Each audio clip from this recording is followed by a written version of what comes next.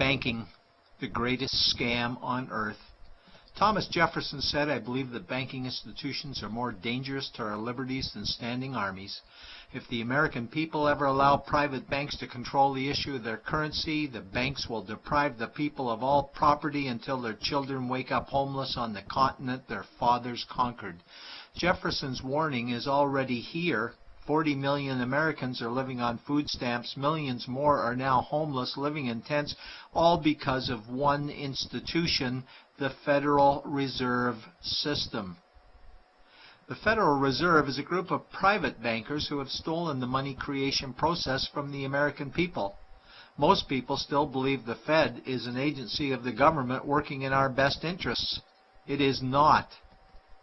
There is no greater form of evil in the world today, so let's explore the banking scam. None of us have ever been taught anything about money. The reason is to prevent us from learning the truth that money is a trick and money is a trap. When solving any crime, there's a universal truth: follow the money, but with the banking scam, follow it backwards. Where does money come from? The world's money supply is always growing. Where does all the new money keep coming from? Money comes from privately controlled global banks like the Federal Reserve System.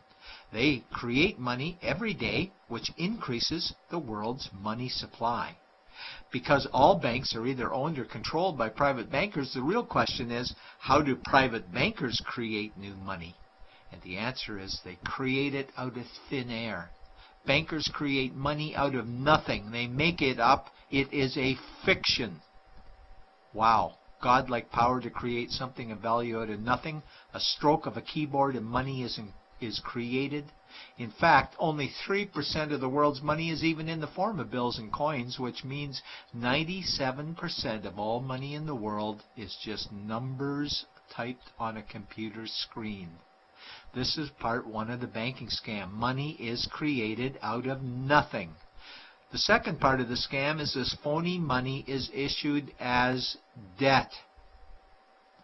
What is debt exactly? Well, when you consider we work our whole lives to pay it off, you could say debt is slavery.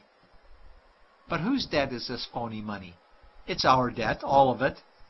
It's our debt when we use credit cards, we get student loans, borrow money for mortgages, all bank borrowing. And it's our debt again when the government borrows, which is each and every day. In today's world, money is debt and debt is money, and don't forget the interest charges. Money equals debt and debt equals slavery, therefore money equals slavery. Our monetary system is a carefully concealed system of slavery. Why? Because our government can create the same money for free with no interest charges, just like they used to, as the Founding Fathers designed it inside the United States Constitution for our protection against private bankers. The third part of the banking scam is very evil.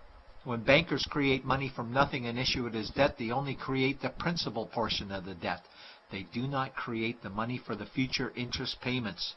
There is not enough money in existence for all of us to make our interest payments. In fact, our money creation system is even mathematically impossible. Money issued by the banks, principal debt, does not equal the money demanded back to the banks, principal plus interest. We are forced to play a game of musical chairs to see who can make their debt repayments. This guarantees a world of bankruptcy, competition, and scarcity of money. For example, we go to the bank to borrow money for a house, let's say $100,000. The moment we sign the loan document, the bank creates the money out of thin air.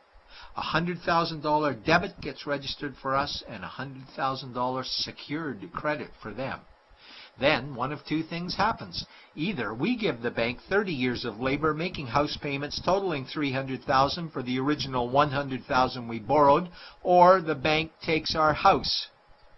The bankers get either our labor for life or our house, and often they get both, all from money created out of thin air and issued as debt, for money made out of nothing.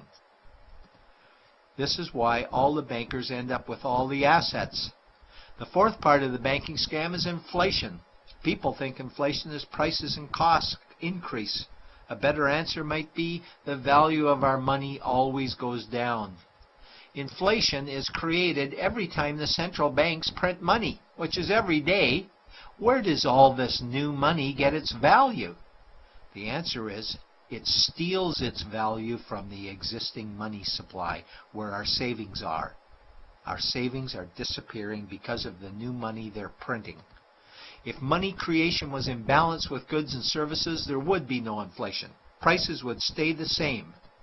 But the reality is banks always print money, driving prices ever higher, which steals the value of our savings, making them disappear. Since the private bankers created the private Federal Reserve in 1913, the United States dollar has lost 97 cents in purchasing power. An item in 1913 that cost $100 in 2011 cost $2,230, a price increase of 2,130%. This is the banking scam. 4 parts. Private bankers create money out of nothing and charge interest on it.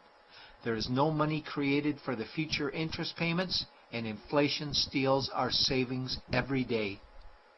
In order for the banking scam to be pulled over our eyes, the bankers need help from the likes of paid-for politicians and appointed civil servants, military-industrial complex, mainstream media, multinational corporations, and the bankers' good buddies. For example, what do our banker-controlled television networks say about criminal bankers? "Oh, bankers are our saviors. Chairman is Man of the Year. He saved the world. Bankers really do deserve their bonuses. They're so smart." And what do our banker-owned G20 politicians say we need to do? That we must save our banking system, and now we need austerity measures, like increasing existing taxes and bringing in new taxes, cutting our social programs, including education and health care, stealing from our pension plans while increasing the retirement age, keeping us working for more years at lower wages while placing our children and grandchildren in debt and servitude for their future lives. We are being lied to that we must go deeper in debt for bailouts, stimulus packages, quantitative easing, saving the too big to fail banks, credit easing, currency interventions, all names that mean the same thing, more debt to us. Is it not strange that the solution to too much debt is always more debt to us? And where is all this money going? It's going to the banks and to the bankers. They are stealing our money right now. 0.1% of the world's population owns 2/3 of the world's wealth. This means that 99.99% of the world's population own less than 1/3 of the wealth, a decreasing amount because these guys are stealing it. We desperately need to wake up to the banking scam. It is time for change. To retake control of our money system, we must stop supporting the banking scam. Lincoln said the government should create all the currency and credit needed to satisfy the spending power of government and the buying power of consumers. Money will cease to be master and will then become servant of humanity. And Jefferson said the issuing power of money should be taken from the banks and restored to the people to whom it properly belongs. It's a pyramid scheme. And we, the people, are the bottom layers of the banking pyramid. Without our support, the banking scam collapses. We have to do it ourselves. Wake up, get active, wake others. Remove our money from the bank. Buy gold and silver coins. Get out of debt. Rip up your credit cards. These actions will bring down the banking scam. Only vote for politicians who support debt-free money, or run for office yourself, and turn off mainstream media to search for the truth while you still can. And support every effort to end the Federal Reserve System and all the privately owned central banks. Let's bring these criminals to justice to get our money and our countries back before it's too late.